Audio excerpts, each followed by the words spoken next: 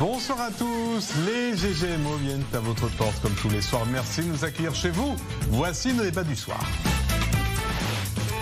25 élus démocrates mobilisés contre la politique israélienne de construction dans les territoires. Ils l'ont fait savoir dans une lettre adressée à Anthony Blinken. Le Parti démocrate devient-il de plus en plus hostile à Israël? Ce sera notre premier débat diplomatiquement incorrect. Un Israélien sur deux favorable à la mutation de Tsahal en armée professionnelle. La conscription pour tous, véritable ciment de la nation, doit-elle être remise en question? Au même moment en France, le bruit de botte est inverse. Michel Barnier propose le retour de l'armée obligatoire. Alors ce passage peut-il redonner aux jeunes l'amour de la patrie? Ce sera le grand débat du jour. En France, les responsables juifs comme musulmans commencent à donner leurs consignes de vote. Au même moment, un candidat d'un parti musulman se présente pour la présidentielle. Assiste-t-on à une communautarisation de la politique? La laïcité est-elle en danger? Il sera en direct avec nous en seconde partie d'émission. Et puis peut-être, s'il nous reste quelques minutes, nous parlerons de la série à suspense Téhéran, primée aux Emmy Awards. Y a-t-il une recette de la série Made in Israël? Chacun apportera son grain de sel.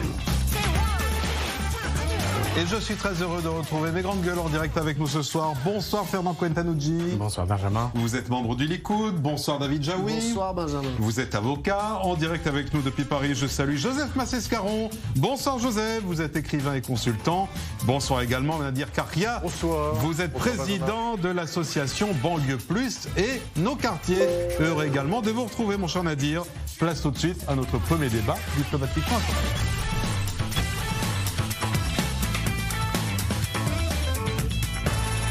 Et nous allons débuter cette émission par la lettre des 25 démocrates américains en colère contre la politique israélienne dans les territoires. Leur lettre a été envoyée au secrétaire d'État Anthony Blinken et voici ce qu'il déclare. Les récents efforts déployés par le gouvernement israélien pour faire avancer l'approbation de la construction de 3400 logements dans la zone très sensible appelée E1 constituent un défi irréconciliable à une solution de paix durable entre Israéliens et Palestiniens. Nous exhortons le département d'État à exercer des pressions diplomatiques pour empêcher la construction des colonies dans E1. On va rappeler que E1, c'est cette zone sensible entre la partie orientale de Jérusalem et Maale Adoumim. David Jaoui, on savait qu'il y avait chez certains démocrates une tendance anti-israélienne, ce n'est pas tout à fait nouveau, mais là on assiste tout de même à un ralliement de plus en plus massif. Il y a de quoi s'inquiéter ? Je pense que dans cette missive, dans cette tentative de pression qui est exercée par ce petit groupe sur Anthony Blinken, il y a en effet quelque chose de nouveau. N'oubliez pas que l'initiateur de cette initiative, c'est même pas un démocrate, c'est un républicain. Dans cette liste de démocrates qu'il y a derrière lui, il y a notamment des Américains d'origine juive. Donc on voit quelque chose là qui est notoire, qui est, je pense, la cristallisation d'un phénomène qui a commencé d'ailleurs sous le gouvernement de Netanyahou, par lequel la communauté juive américaine qui s'identifie traditionnellement avec des valeurs plutôt libérales, se reconnaît de moins en moins dans la politique israélienne ou dans l'État d'Israël tel qu'il est aujourd'hui. Et elle est d'autant plus poussée dans cette direction-là que la verve progressiste, wokiste, qui commence à se faire entendre au sein du Parti démocrate, veut un divorce de ce thème d'Israël qui jusqu'à présent était bipartisan et était partagé par tous. Le temps nous dira si le réconciliateur qu'est Biden arrivera à retenir ces forces-là et à maintenir son parti dans une direction modérée et conciliatrice. Parce que l'initiateur de tout cela, ça reste un démocrate, et ça montre tout de même la tendance qu'il y a dans ce parti. Fernand Cohen-Tannoudji, je le disais en ouverture, cela concerne cette lettre une zone, la zone qu'on appelle E1, cette bande entre la vieille ville de Jérusalem et Maale Adoumim. Si les Américains s'en mêlent, c'est que l'endroit est si sensible ? Pas forcément. La politique américaine et Biden en particulier veut ramener Israël au monde d'avant, au monde d'Obama, au monde où on va diviser Jérusalem, où on va donner les territoires de Judée-Samarie aux Palestiniens, et c'est ça la vraie question. Aujourd'hui, la problématique des constructions, si on prend à peine, est une problématique relativement récente. En 64, quand Yasser Arafat a créé en fait l'OLP, il n'y avait pas de problème de construction. Il faut être clair. Deuxième point, Shalom Arshav indique dans tous ces chiffres que les constructions juives en Judée-Samarie, ça représente que 4% des territoires. Il faut être clair aujourd'hui que cette problématique de construction n'est pas une vraie problématique. Et pour finir par rapport à ça... Vous voulez dire qu'elle est amplifiée par les observateurs de l'étranger? Absolument. Et on peut rajouter un dernier point qui est quand même fondamental.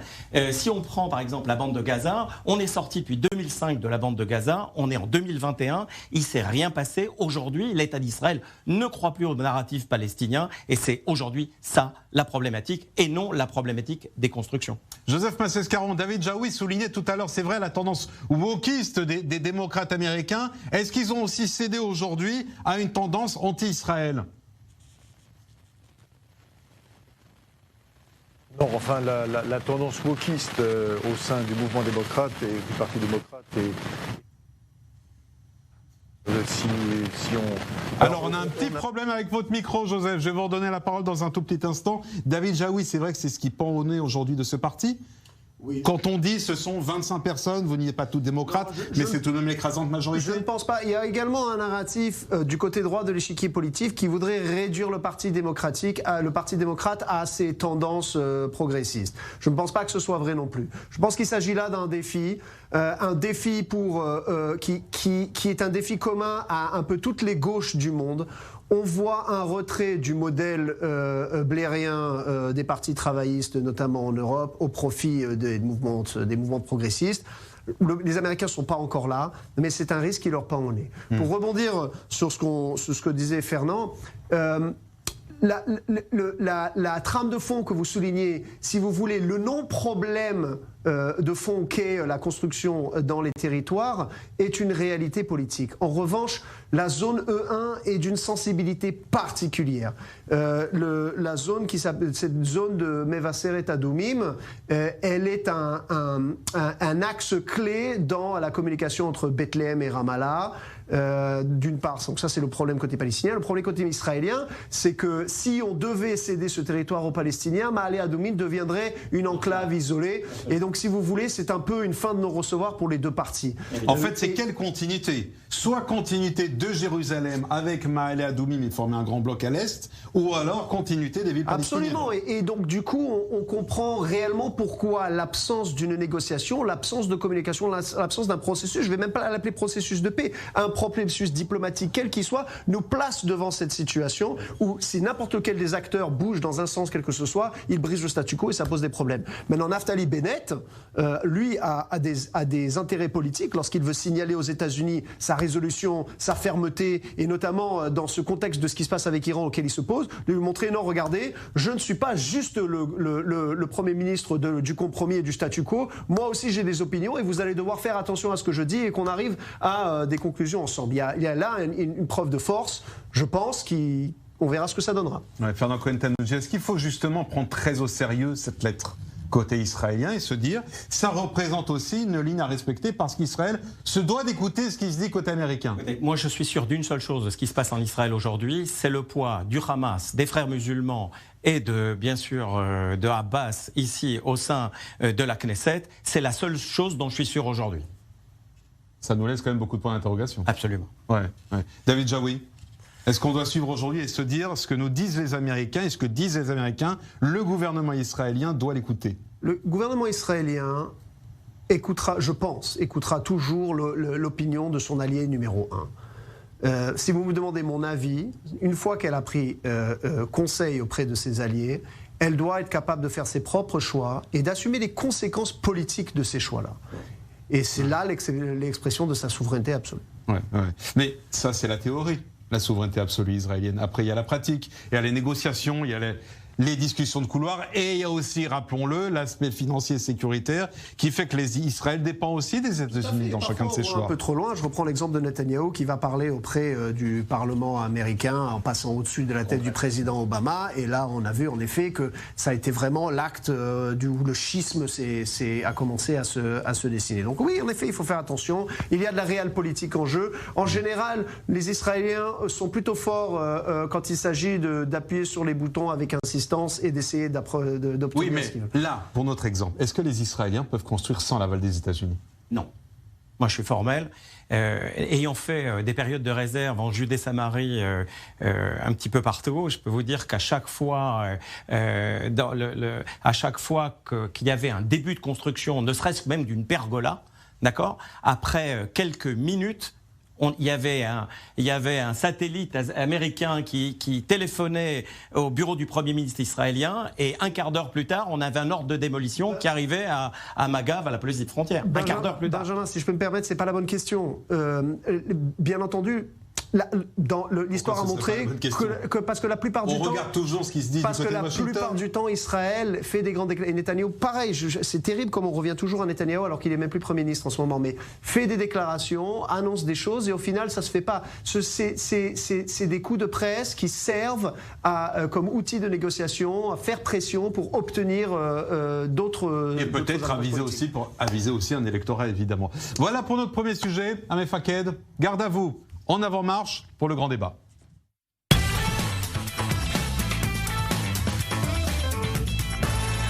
L'armée est-elle une bonne méthode pour fédérer les jeunes derrière leur patrie? Ou peut-on s'en passer? La question mérite d'être posée avec deux exemples totalement inverses que nous allons vous donner ce soir. Israël et la France. Israël d'abord, vous le savez, ici le service militaire est obligatoire, 2 ans et 8 mois pour les garçons, 2 ans pour les filles. Oui, mais voilà, les habitants aimeraient que cela change. Regardez cette étude de l'Institut israélien pour la démocratie. 47% des juifs israéliens soutiennent la fin de la conscription obligatoire et aspirent à la transformation de Tsahal en une armée de métier, contre 42% qui souhaitent le maintien du service militaire en l'état. Au-delà du chiffre, c'est aussi la tendance. Regardez, avec Raphaël Hassine, on vous a fait la courbe, année après année, une tendance qui mérite d'être observée. Regardez, l'aspiration à supprimer le service militaire ne fait qu'augmenter. Ils étaient 38% en 2017, 39% en 2018, 41% en 2019, 47% aujourd'hui. Et ceux qui réclament le maintien du fonctionnement actuel sont de moins en moins nombreux. Vous voyez, c'est la courbe rouge. On passe de 59% d'Israéliens qui soutiennent Tsahal dans l'état actuel, eh bien, qui sont aujourd'hui seulement, entre guillemets, 42%. C'est une baisse de 17 points en 6 ans. Fernand Cohen-Tannoudji, cette armée, vous y êtes évidemment extrêmement cher, extrêmement proche. Vous êtes étonné de ce résultat ?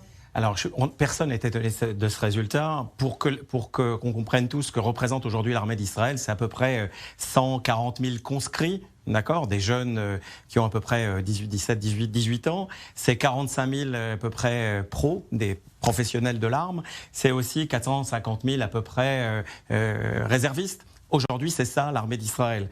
Alors, on ne va pas faire de la langue de bois concernant l'armée, on va être clair. D'un point de vue économique et stratégique, une armée professionnelle, c'est le top. Il n'y a pas mieux. Simplement, le point fort de la société israélienne, c'est avant tout le ciment. Ce ciment qu'est l'armée, moi, je me rappelle de mes journées en Jeep où il y avait, dans la Jeep, on avait un musulman, il y avait un druze, il y avait un chrétien, il y avait un juif, il y avait quelqu'un qui portait une kippa, autour d'une patrie. On fait corps tous ensemble et c'est le ciment qui réunit aujourd'hui les Israéliens. David Jaoui. J'aurais bien voulu vous proposer un débat houleux autour de cette question, mais je suis entièrement d'accord avec Fernand. Je pense que les statistiques que l'on voit, elles sont le symptôme d'une société qui évolue de plus en plus vers une conception postmoderne, post-sioniste de ce qu'est l'État d'Israël. Je pense que c'est malheureux. L'armée est le dernier ciment le dernier ciment social que nous avons dans ce pays-là. Et je veux bien entendre ça. C'est le ciment, en effet. Tout Israélien nous raconte ses souvenirs avec son. Attendez, David Jaoui. Il y a quand même une réalité. Même si c'est un ciment, on se fait des amis pour la vie quand on est à l'armée, des frères de sang, des frères d'armes, parce qu'on a donné sa vie. Mais on a aussi des générations entières qui, entre 18 ans et 21 ans, se sacrifient à l'armée, alors que dans toutes les autres démocraties occidentales, à cet âge-là, ils sont sur les bancs. Vous devrez prendre en considération 2 autres facteurs. N'oubliez pas que l'armée israélienne, particulièrement l'armée israélienne, ce n'est pas seulement les combattants. Ce sont pour beaucoup des jeunes qui vont apprendre un métier et qui vont être mis sur des rails par rapport à leur évolution professionnelle et sociale lorsqu'ils viennent de milieux qui ne sont pas privilégiés, de milieux défavorisés notamment, auxquels ils n'auraient pas nécessairement accès dans leur milieu d'origine.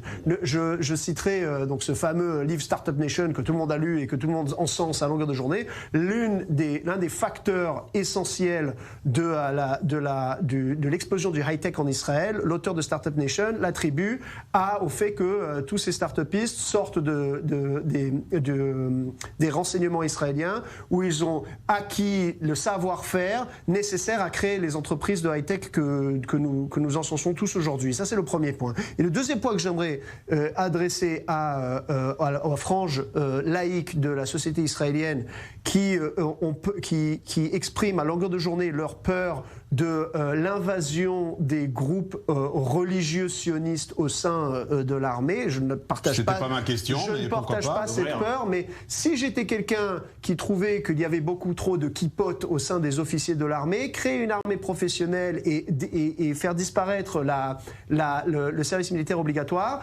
c'est d'une part retirer l'attraction pour les élites laïques israéliennes de la rejoindre et c'est laisser les places à ces groupes-là. Donc si j'étais dans ce camp-là, c'est quelque chose qui me ferait énormément peur. C'était pas la question tout à fait, mais sur le rôle. Avant de vous donner la parole à Fernand Cohen-Tannoudji, je voudrais donner la parole à Paris, qu'on n'a pas entendu depuis tout à l'heure. Nadir Karia, des jeunes Israéliens qui sont de moins en moins nombreux à vouloir faire l'armée, cela devrait vous donner satisfaction.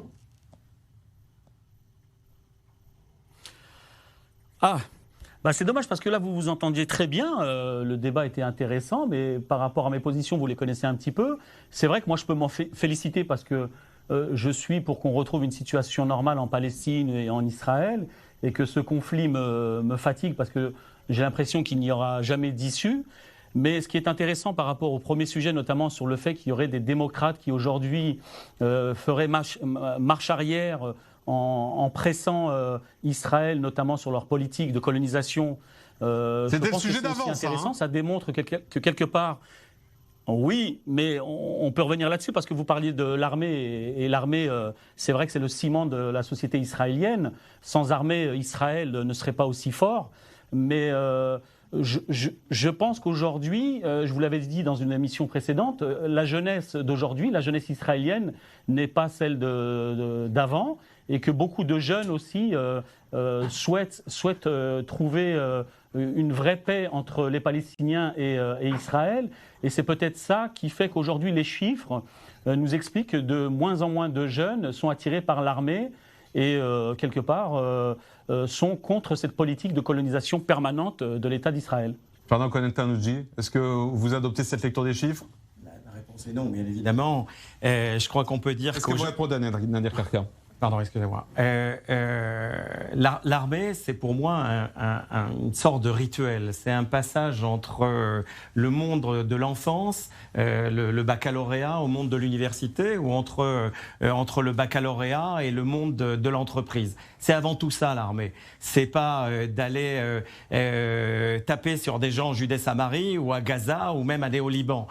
Croyez-moi, c'est rigolo pour personne et personne ne prend de plaisir à faire des choses pareilles. On veut juste, et je crois que le narratif palestinien a toujours été clair, et ces dernières années, je reviens sur ce que j'ai dit tout à l'heure, aujourd'hui, il faut visiblement changer ce narratif palestinien pour permettre et à Israël et aux Palestiniens d'arriver vers une solution. C'est quoi le narratif palestinien qui vous gêne ? Le narratif palestinien, c'est non aux constructions, c'est le retour. C'est une gauche israélienne qui dit non aux constructions. Pas seulement. C'est aussi les Palestiniens qui disent non aux constructions, le retour à Jérusalem, le retour à Jaffa ici, là où sont vos studios, le retour à Saint-Jean-d'Acre, le retour à Lod, le retour et tout ça, ça fait partie d'un narratif. Ce narratif est complètement dépassé. Nadir Karia ? Non, je ne pense pas qu'il soit dépassé de la part des Palestiniens. Vous savez, je pense que les Palestiniens, certes, veulent vivre libres, mais veulent vivre aussi dans leur terre ancestrale. Après, je vous l'ai déjà dit, moi je ne suis pas spécialiste de la question israélienne et palestinienne, mais comme un citoyen français vivant en banlieue, je m'aperçois que cette situation perdure depuis des décennies, qu'on ne trouve pas d'issue, Parce que d'un côté, vous avez, je pense, normalement et légitimement des Palestiniens qui souhaitent une liberté, vivre et jouir de leur terre comme n'importe quel individu sur cette terre. Et vous avez des Israéliens qui sont là aujourd'hui par le fait de l'histoire et qui souhaitent aussi une certaine sécurité. Mais c'est très compliqué parce que derrière toutes ces aspirations des différents peuples, vous avez des politiciens qui, eux, ont des intérêts qui sont souvent divergents et qui font qu'ils sont aujourd'hui encore conflictuels et qui n'amènent pas à un débat serein et une situation surtout plus sereine pour toutes ces populations qui vivent en Israël ou en Palestine. David Alors, Jaoui. alors, Nadir, Et après, je voudrais juste qu'on revienne au débat sur l'armée, quand même, parce que c'est ça le thème. on va ramener le débat ce débat serein sur l'armée.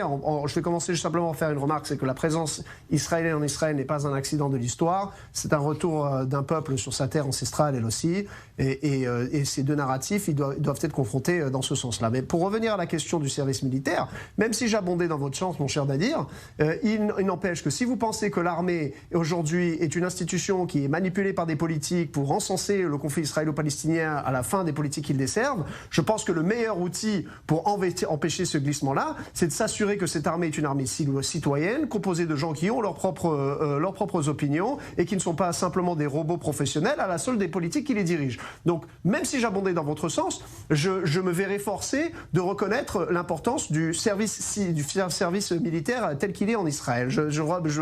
Cela me fait penser à un excellent ouvrage qui a été écrit récemment qui s'appelle « La psychologie de l'incompétence militaire » et qui explique comment les armées de type professionnel que nous avons en Occident ont, de par les mécanismes, de par les infrastructures elles-mêmes, attirent en leur sein des types psychologiques, des prototypes psychologiques de gens qui ont tendance à la mégalomanie, au narcissisme, et ça nous donne un peu le type caricatural du général militaire qu'on voit dans les films de Hollywood.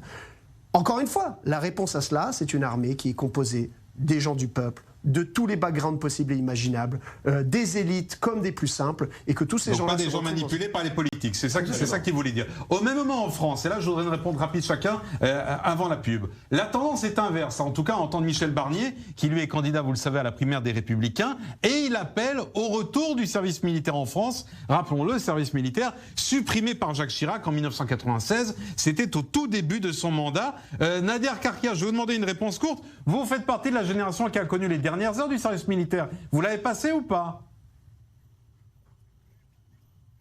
Tout à fait. Pas du tout. Je ne l'ai pas passé en France. Je devais le passer en Algérie. Mais j'étais un petit peu turbulent à cette époque-là. J'ai souhaité le faire et l'Algérie n'a pas souhaité que j'incorpore son armée. Vous étiez déjà une grande gueule. Donc je n'ai pas fait l'armée ni en France ni en Algérie. Alors j'étais un peu perturbé à cet âge-là. Bon, et l'idée de 18 ans, donc voilà. L'idée de Michel Barnier est-elle à suivre ? Non, mais moi je ne suis pas pour obliger les jeunes à incorporer l'armée. C'est vrai que l'armée c'est important. On voit aujourd'hui malheureusement les dégâts dans la société du fait qu'il n'y a plus cette armée comme on a pu la connaître à une époque. Je pense qu'il faut moderniser notre vision de l'armée et laisser les jeunes incorporer naturellement l'armée. Mais je pense que l'armée aussi aujourd'hui doit jouer un rôle un peu différent. On n'est pas dans une situation de conflit ni de guerre. Donc je pense qu'il faut avoir une approche différente par rapport à cette idée qu'on a de l'armée en France et notamment le fait de vouloir remettre l'armée au goût du jour. Fernand Cohen-Tannoudji, est-ce que ce serait une bonne idée pour que la France refasse corps un petit peu ? Écoutez, il faut rajouter ce qui se passe en fait en Israël, c'est qu'on a aussi des possibilités en Israël de faire un service civil, et dans des hôpitaux, et dans des maisons de retraite, et peut-être que même du fait des événements qui se sont passés depuis le mois de mai jusqu'à encore hier ou avant-hier à Jérusalem, il faudrait peut-être repenser en fait en Israël à la notion de garde nationale qu'Israël, à mon avis, devrait mettre au goût du jour, et peut-être à ce sujet, de copier un petit peu le modèle français, afin qu'on ait sur place, dans chaque ville... Mais la question était sur la France, là. La question était sur la France. Oui, ben justement, que Israël copie un peu la France sur la garde nationale, avec la création d'une garde nationale qui permettrait justement à Israël de réagir un peu plus vite à des événements qui pourraient être au sein des villes. Est-ce que la France doit copier l'armée israélienne ou pas ? Ma question, elle est dans l'autre sens. Ah, pardon. Bon, la réponse après la pub. Voilà. Petite pause, juste après la pause, comme je vous dis tout. Je voudrais adresser mes plus sincères excuses à Joseph Massescaron, que vous avez vu au tout début de l'émission. Vous avez compris qu'on a un petit problème de connexion avec la partie du studio que l'on récupérera après la pub. Pardon, mon cher Joseph, on vous retrouve dans un instant. Nous allons parler aussi de ces instances religieuses qui donnent en France des consignes de vote pour 2022, et notamment un candidat d'un parti musulman. Et il sera avec nous juste après la pause.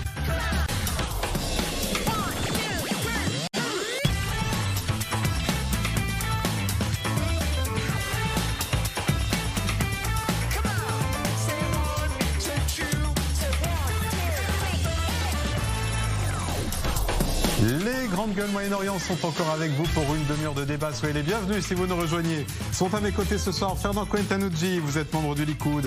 David Jaoui, vous êtes avocat. Joseph Massescaron, en direct depuis Paris, écrivain et consultant. Ainsi que Nadir Karia, président de l'association Banlieue Plus et nos quartiers. Juste avant la pause, nous parlions ensemble de la question de l'armée. L'armée en Israël, où un sondage montre qu'au sein de la population juive, on est de plus en plus nombreux à ne plus vouloir un service militaire pour tout le monde et à vouloir plutôt une armée de métier. 47% de la population juive israélienne pense que la conscription obligatoire doit être abolie. Et au même moment en France, Michel Barnier dit « Et si on rétablissait en France le service militaire ?»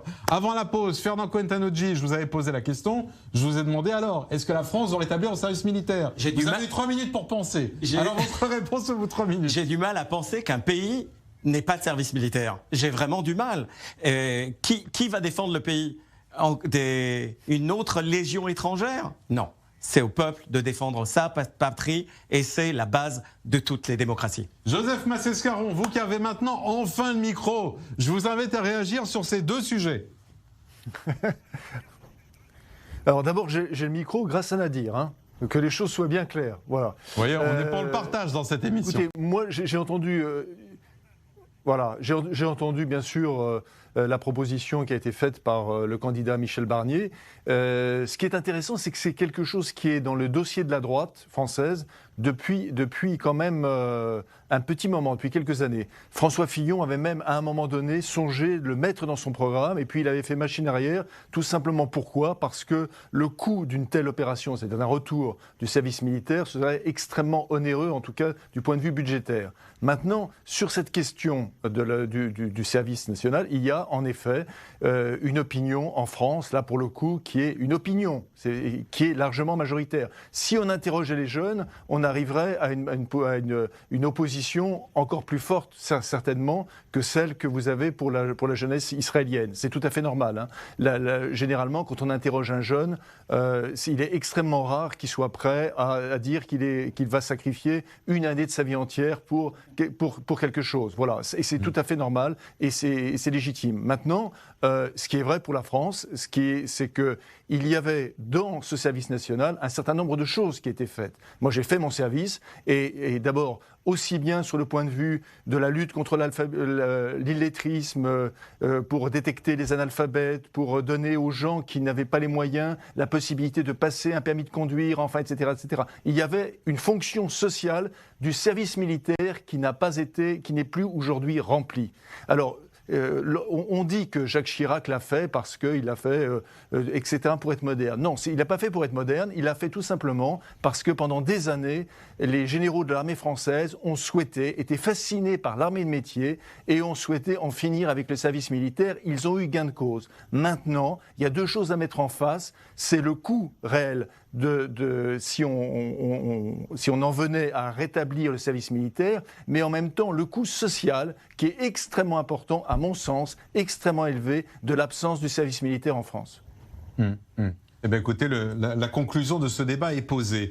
On va rester ensemble et cette fois-ci, on va parler de l'élection présidentielle 2022. À quoi va-t-elle ressembler d'ailleurs cette élection ? Ce qui est sûr, c'est qu'elle semble déjà prendre une tournure communautariste.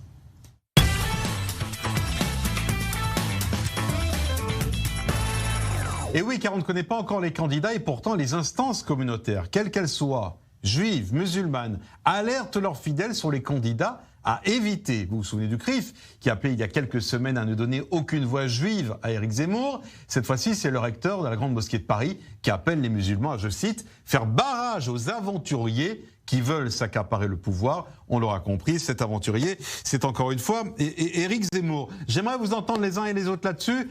Joseph Massescaron, comme vous avez un déficit de temps de parole en première partie, je vais vous la redonner. Il a raison, le recteur de la Grande Mosquée de Paris, de donner des consignes de vote ?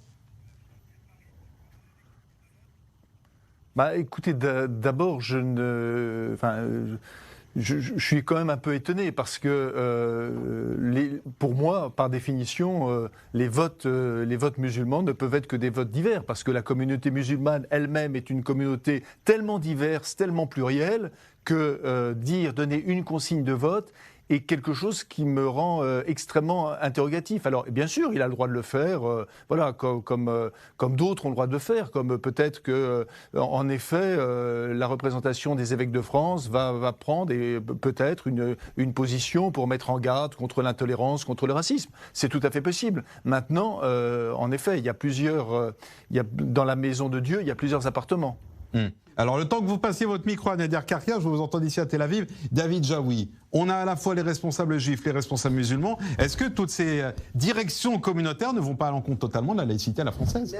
C'est marrant que vous posiez la question, je pense exactement l'inverse. Je vais vous dire pourquoi. Premièrement, sur la question du vote communautariste en France, ce vote existe depuis des années, ce n'est pas un phénomène nouveau. Et justement, j'ai l'impression, mais il existe en souterrain. Et je pense que là, les tentatives que nous voyons auprès des responsables communautaires de s'exprimer, au contraire, ils sont en train d'essayer de rattraper le mouvement, et ils n'y arrivent pas forcément.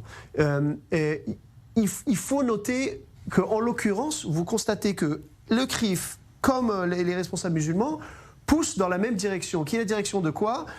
Nous sommes pour la République, nous protégeons les valeurs de laïcité, nous nous insurgeons contre cette menace perçue qu'est ce monstre Éric Zemmour. Ce qui veut dire quoi ? Ce qui veut dire que les responsables communautaires essayent de s'inscrire dans le contexte, dans le flux de la bien-pensance. De la bien-pensance, du discours au nom commun. de représentants d'une communauté religieuse. Mais justement, et en faisant cela, ils essaient justement de transmettre le message suivant. Nous ne sommes pas un vote communautariste. Nous sommes dans la mainstream de la bien-pensance française. Bon, vous nous la faites à l'envers. Mais dans les faits, ce sont des responsables communautaires. Nader Karkia, vous trouvez qu'il a eu raison ? Quand je pose la question de raison, c'est le recteur de la Mosquée de Paris. Alors, moi, en tant que citoyen de confession musulmane, je n'accepte pas que qui que ce soit s'ingère dans ma façon de voir les choses en France et de me dire ce que j'ai à faire d'un point de vue électoral. J'ai mes opinions et puis je m'inquiète quand même pour un recteur de la Mosquée de Paris de méconnaître si peu sa communauté. Parce que, comme on l'a dit précédemment, comme M. Joseph l'a dit juste avant, la communauté musulmane est diverse comme la société française. Et il faut savoir que globalement, les citoyens de confession musulmane ne votent pas. Le vote en banlieue, le premier parti, c'est l'abstention. Donc, dans la communauté musulmane, c'est exactement la même chose. Donc, moi, je trouve ça inacceptable qu'on vienne dire aux musulmans comment il faudrait voter ou alors faire barrage à un candidat ou à une personne en particulier. Ne tombez pas dans le piège. Il n'est pas en train de s'adresser à la communauté musulmane. Il est en train de s'adresser au reste de la communauté française pour essayer de faire passer un message par rapport à ce qu'il pense être la position telle que les Français veulent entendre par rapport à sa communauté. Il n'est pas en train de parler à l'électeur musulman. Oui, j'ai très bien compris. J'ai très bien compris ça aussi vis-à-vis de la communauté, mais moi je le disais déjà en mon nom. Je fais partie de ceux qui dénoncent l'ingérence de certains pays, notamment du Maroc, de l'Algérie, dans le culte musulman, comme je dénonce aussi l'ingérence des pays comme l'Arabie Saoudite ou du Qatar dans la communauté musulmane de France. Donc je sais très bien que ce monsieur fait deux types d'appels, mais sur le premier appel, notamment vis-à-vis des citoyens comme moi, donc je l'ai dit, je dénonce cette posture-là et je ne l'accepte pas, mais je sais très bien que ce monsieur aussi fait un appel politique parce qu'on lui a demandé de le faire, notamment par rapport à l'éventuelle candidature de monsieur Éric Zemmour. Alors, il y a lui et il y a aussi le CRIF, Ferdinand Cohen-Tannoudji. C'est que sa réponse a une tendance aujourd'hui de tous les responsables religieux, quels qu'ils soient. Que représente le CRIF aujourd'hui ? Qu'est-ce qu'il a représenté par le passé ? Quelle est la position aujourd'hui des synagogues en France ? Est-ce qu'on n'est pas dans un dépôt de bilan généralisé ? C'est ça la question. À mon avis, moi j'ai quitté la France il y a à peu près 30 ans. Moi je me souviens d'une chose, c'est que le vote juif, c'était un vote 50-50. 50% à droite, 50% à gauche, et jusqu'à aujourd'hui. Aujourd'hui, aujourd'hui qui représente... Si tant est que l'on ait les résultats de, entre guillemets, vote juif, on n'en sait rien. Et de surcroît, on n'en sait rien. Deuxième point qui est pas le moindre. Aujourd'hui, moi, ce que je peux dire sur le vote communautariste, puisque ma seule référence aujourd'hui, c'est bien l'État d'Israël, c'est de dire qu'aujourd'hui, on a, par exemple, en Israël, on a Lieberman avec son vote russe, on a le Likoud dont je fais partie avec le vote des séfarades, on a les religieux avec les kippotes brodés, etc. Et on a aussi Bennett qui a été, malgré tout, le premier ministre de l'État d'Israël, a créé un gouvernement qui est dépendant et qui est aujourd'hui un gouvernement israélo-palestinien. Donc un électorat et un vote totalement communautarisé. Totalement communautarisé. Alors, que va-t-il se passer en France? Parce qu'il y a aussi des candidats avec une étiquette intéressante, et c'est le cas de notre invité qui est en direct avec nous depuis Paris. Naguib Azergui, bonsoir. Bonsoir. Merci d'être avec nous ce soir dans les Grandes Gueules Moyen-Orient. Vous êtes le fondateur de l'Union des démocrates musulmans français. Vous êtes ingénieur en télécommunications et vous avez annoncé jeudi dernier votre candidature pour l'élection présidentielle 2022 en France. Votre message, porter haut la voix des opprimés, des Français musulmans et de tous les citoyens déçus par ce système politique corrompu. Alors, est-ce que vous êtes un candidat, puisqu'on a utilisé ce mot jusqu'à maintenant, comme on dit, communautaire ou communautariste?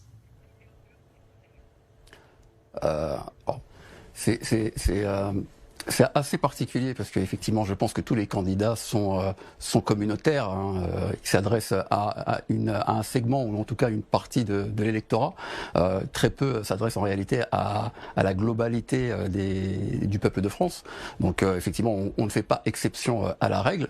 On a effectivement un message qui aujourd'hui prend effectivement un écho particulier à l'heure où effectivement des pyromanes, moi je les appelle des pyromanes de la République aujourd'hui, diffusent un discours extrêmement dangereux. Alors un discours dangereux premièrement vis-à-vis de la République, en tout cas vis-à-vis des valeurs de la République, et le fait de catégoriser des citoyens, de trouver certains citoyens légitimes, d'autres non. Le fait de vouloir éduquer, civiliser, sont effectivement des termes qui sont en réalité extrêmement préoccupants, qui doivent rappeler en tous les cas certains chapitres obscurs de notre histoire. Vous parlez de Zemmour. Et donc, en ce sens-là, alors, par exemple, mais malheureusement, Zemmour n'est pas une exception à la règle. Là, en ce moment, on a tous les débats de la primaire des Républicains. Je pense qu'effectivement, cette vision qui s'est installée dans notre pays maintenant depuis plusieurs décennies, à un moment donné, il faut arrêter d'être spectateur et de décider effectivement de porter haut et fort, en tout cas, certaines positions. Donc ma position à moi, elle est effectivement celle qui place les citoyens effectivement dans une parfaite égalité et de lutter effectivement avec des préjugés qui finalement ne rendent pas grâce à la République. Je pense que les discours identitaires sont effectivement un fléau aujourd'hui. D'abord pour le vivre ensemble, c'est effectivement un fléau qui malheureusement se répète assez régulièrement dans l'histoire de notre pays. Vous savez, vous avez différentes communautés au sein de notre communauté républicaine qui ont subi les mêmes affres que la communauté musulmane aujourd'hui. Je pense notamment à nos compatriotes bretons qui étaient considérés comme n'étant pas des véritables Français à une époque, parce qu'ils avaient une façon de parler, une façon de s'habiller, une façon de manger. Mais votre ligne à vous, quelle est-elle ? Je pense également à, par exemple, Monsieur Azergui, votre programme à vous, puisque vous êtes candidat et vous êtes déclaré comme candidat pour l'élection présidentielle 2022, en tant que fondateur de l'Union des démocrates musulmans français, c'est quoi votre programme? Quelle est par exemple pour vous la place que doit avoir la loi musulmane, la charia ou dans la République?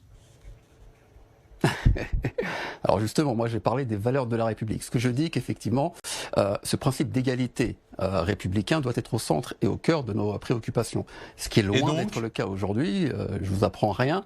Vous savez que toutes les études montrent que on a un phénomène qui perdure malheureusement et qui fait qu'aujourd'hui il y a une véritable discrimination qui touche principalement des individus en raison de leurs origines, de leur patronyme, de leur couleur de peau ou de leur croyance. clairement, c'est faire affront à la République de ne pas regarder effectivement de façon complètement réaliste ce qui est en train de se passer, et qui aujourd'hui, au lieu d'aller de l'avant, au lieu de réunir effectivement tous les citoyens, on a des appels, comme je disais tout à l'heure, des appels à la haine portés aujourd'hui par un Zemmour. On l'a compris, pardonnez-moi. On l'a compris, mais vous répondez pas du tout à ma question. C'est très important. Oui, mais vous ne répondez pas à ma question. Alors, pour parler à la charia, est-ce que notre projet à nous, c'est de remplacer la République par la charia? Je pense que c'est encore une fois une caricature et un cliché qu'il est temps de mettre de côté. Je vous ai demandé quelle est la place de la loi de l'islam et de la charia dans la République pour vous? Alors pour moi, clairement, les musulmans, parce que notre parti ne s'appelle pas l'Union des démocrates islamiques de France, nous ne sommes pas un parti religieux. Le mot musulman aujourd'hui, il a effectivement une importance capitale. Et regardez bien, dans l'Union des démocrates musulmans français, le mot musulman est quand même encadré par deux mots qui ont quand même leur importance. C'est que d'un côté, on a le mot démocrate et de l'autre côté, on a le mot français. Alors je sais qu'il y en a beaucoup qui ont du mal à penser que les musulmans sont également français, donc cette réalité-là et donc cette intégration de toute cette communauté, elle est importante d'être portée aujourd'hui. En-delà de ça, il faut que ces musulmans soient demain perçus non plus comme un danger potentiel pour la République et pour la nation, mais dans un prisme plutôt basé sur la citoyenneté. C'est tout le travail de l'évolution des mentalités sur lequel on est en train de travailler.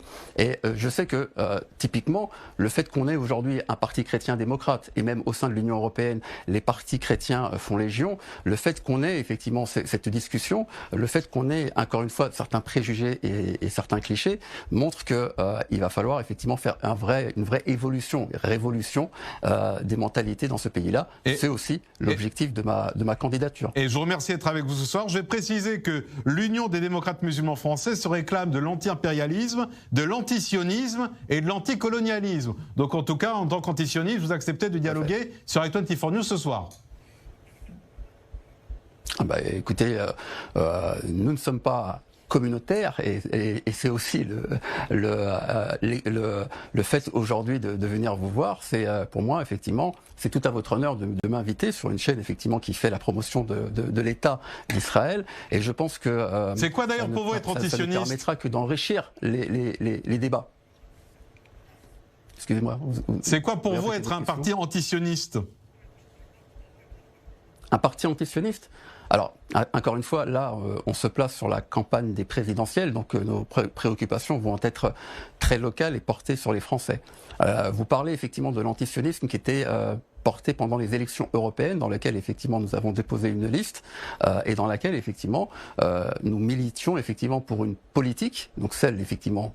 Ce n'est pas Israël qui est visé, c'est la politique qu'a choisi Israël de porter, qui essaie effectivement du sionisme et qui crée effectivement un statut encore une fois particulier, qui prône la colonisation, qui est basé sur une politique d'extrême droite, basée sur le sang, et tout ça effectivement ne correspond pas du tout à nos principes républicains, et bien entendu que nous sommes pour l'émancipation des peuples et également des peuples opprimés, et je pense tout particulièrement ce soir au peuple palestinien. Alors je vous remercie d'être avec nous, ça vaut évidemment une réponse à Tel Aviv.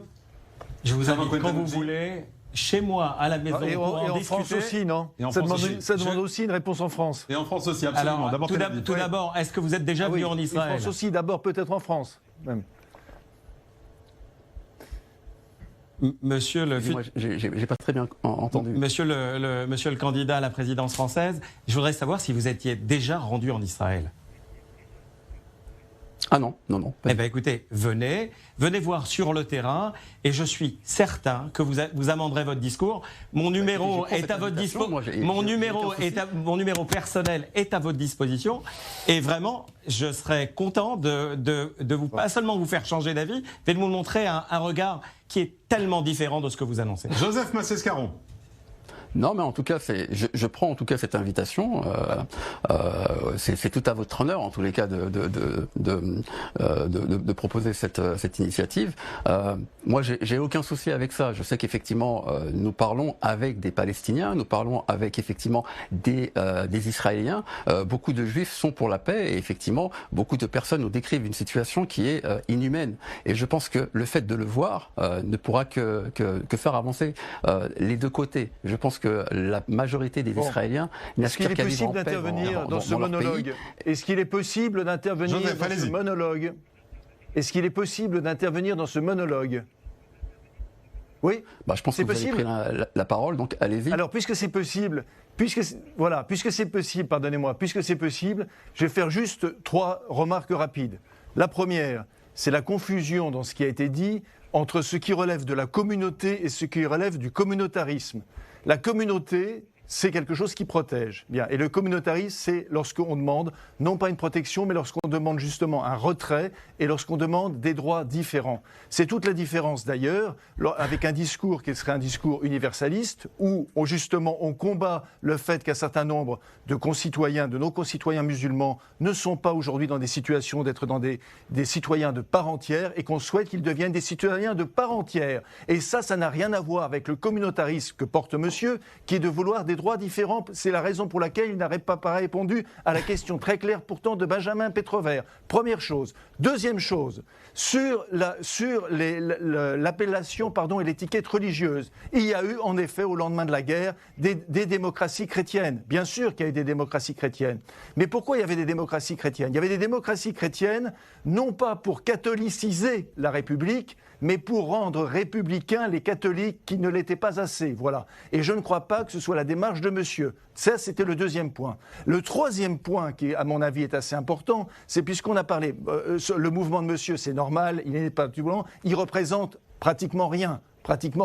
Et il n'aura pas ces 500 signatures. Pourquoi il n'aura pas ces 500 signatures? Tout simplement parce qu'il y a beaucoup de nos concitoyens musulmans qui sont soit maires adjoints, à l'UDI, au centre, à France Insoumise et à droite, et même chez les Républicains, d'accord, et qui vont tout simplement soutenir le candidat de leur choix et non pas avoir une vision communautariste de la politique. Voilà, c'était les 3 points. Merci.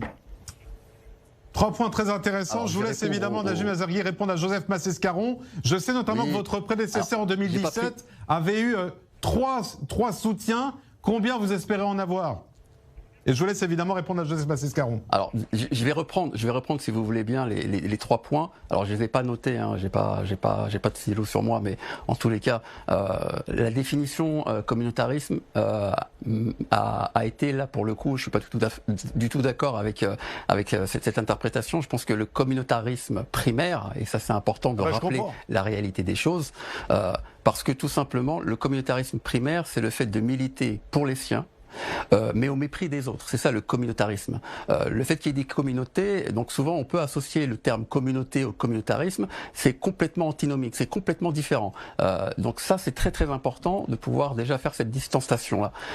Nous effectivement, on combat ce communautarisme primaire qui aujourd'hui, si on veut attaquer le communautarisme, c'est celui principalement des élites. Ces élites-là qui aujourd'hui restent cramponnées. Monsieur, si vous êtes anti-communautariste, Monsieur, juste une seconde, si vous êtes anticommunautariste, ça veut dire que vous vous adressez à tous les citoyens et pas simplement les Français musulmans. Et c'est ce soyez cohérents au moins. Qui lui effectivement est aggravant et crée finalement des catégories complètement différentes entre les citoyens. Monsieur Azargui, est-ce que vous avez entendu la remarque de Joseph Massescaron? Pas du tout. Joseph. Non, je disais que pour être non communautariste, il fallait s'adresser à tous les Français et pas simplement partir du fait que vous adressiez exclusivement aux Français musulmans ou aux musulmans de France, qui sont encore une fois, comme Nadia d'ailleurs l'a rappelé, tellement divers de toute manière que ça ne veut rien dire. Oui, je sais que vous avez bugué sur le mot musulman, c'était d'ailleurs le point numéro 2. Et c'est vrai que vous, le mot musulman revient obligatoirement. Non, mais c'est les noms de votre parti. J'ai rappelé, c'est le nom de votre parti. J'ai quand même rappelé que l'UDMF n'était pas un parti confessionnel. C'est le nom de votre parti. Monsieur Azargui, c'est que si typiquement on avait voulu faire un parti confessionnel, il se serait appelé l'Union des démocrates islamiques de France. Et là, le fait, effectivement, je vous rejoins, de faire un parallèle, enfin un rapprochement entre le religieux et la politique, me semble pas du tout adapté. Aujourd'hui, le mot musulman revient effectivement à un climat et un constat, aujourd'hui on est en plein dedans, c'est que on parle en ce moment matin, midi et soir que des musulmans et du musulman, et donc forcément c'est un problème qui est devenu non pas religieux, non pas communautaire, mais qui est devenu un problème hautement politique. Et un problème politique, nous avons décidé d'y répondre par une réponse politique, effectivement. Bien. Donc je pense que ça permet, On aura entendu votre message. Un peu mieux Merci. notre positionnement. Merci Najib Azergui, je rappelle que vous êtes fondateur de l'Union des démocrates musulmans français. Il y aurait eu beaucoup de choses à dire pour finir ce débat. Peut-être un mot, Nader Karia, comme vous avez récupéré le micro. Est-ce que c'est un candidat pour lequel vous seriez prêt à voter? Alors, là aussi, je ne vais pas répondre par oui ou par non. Moi, je voudrais juste revenir sur le fait qu'aujourd'hui, ça serait bien, parce qu'un vote, c'est un bulletin qu'on met dans l'urne. Il y ait des musulmans qui soient obligés. Non, mais ce qui est navrant, c'est que la société française aujourd'hui nous impose quelque part des divisions comme ça, sur lesquelles il faudrait s'identifier de par sa religion. Moi, ça me dérange. Moi, ce qui me dérange, c'est qu'aujourd'hui, on arrive dans une 5e République qui est à bout et qui fait qu'aujourd'hui, vous avez des candidats qui sont obligés de s'identifier en tant que musulmans ou catholiques ou chrétiens ou juifs pour porter une voix politique. C'est ça qui me dérange, moi, aujourd'hui. Donc, évidemment, il y a des musulmans qui sont politiquement à gauche, à droite, qui sont apolitiques, qui ne sont pas, pour certains, du tout intéressés politiquement, comme je le disais, parce que globalement, la communauté musulmane aujourd'hui ne vote pas, pour tout un ensemble de raisons. Moi, ce que je peux dire par rapport à ça, et même là, par rapport à la présidentielle, je ne sais pas pour qui voter, parce que je ne trouve pas de personne qui correspond à ce que je peux comprendre de la France et ce que je peux entrevoir de la France. Je dis simplement que par rapport à ce parti, il a le courage d'exister, de représenter une voix, mais je dis que c'est quand même malheureux aujourd'hui qu'on en arrive à s'identifier en tant que musulman parce que, et je comprends ce que dit monsieur, parce qu'aujourd'hui on parle que des musulmans et d'un aspect assez négatif, mais je pense qu'on peut le faire différemment, on peut faire de la politique différemment aujourd'hui, ce sera le mot de la fin. Sans mettre en avant l'étiquette musulman. Merci. Merci à tous d'avoir été avec nous. Merci à notre invité également en direct avec nous depuis Paris. On verra dans les prochaines semaines combien vous avez de voix et de soutien. En tout cas, ce soir, on vous aura entendu également. Je vous rappelle également qu'on vous a posé aujourd'hui la question sur Twitter et sur Instagram d'ailleurs. La candidature d'un parti musulman à l'élection présidentielle, est-ce un danger ou non pour la laïcité? Vous êtes une majorité, 61%, à nous dire ce soir non, ce n'est pas un danger pour la laïcité. Comme quoi, vous voyez, toutes les voix ont raison d'être entendues ce soir sur cette antenne. Merci à tous d'avoir été avec nous ce soir dans les Grandes Gueules Moyen-Orient. Dans un instant, vous avez rendez-vous avec Valérie Pérez pour Histoire et Découverte, spécial Tel Aviv ce soir. D'ailleurs, à propos de Valérie Pérez, je rappelle la sortie de son ouvrage Destin de femme. C'est paru chez Ramsay, un livre qu'elle présentera ce jeudi soir à 18h30 au Théâtre Cameri à Tel Aviv dans le cadre du festival Livre en scène, qu'on se le dise. Bonne soirée à tous, je vous donne rendez-vous demain soir à partir de 20h pour de prochaines GG. À demain.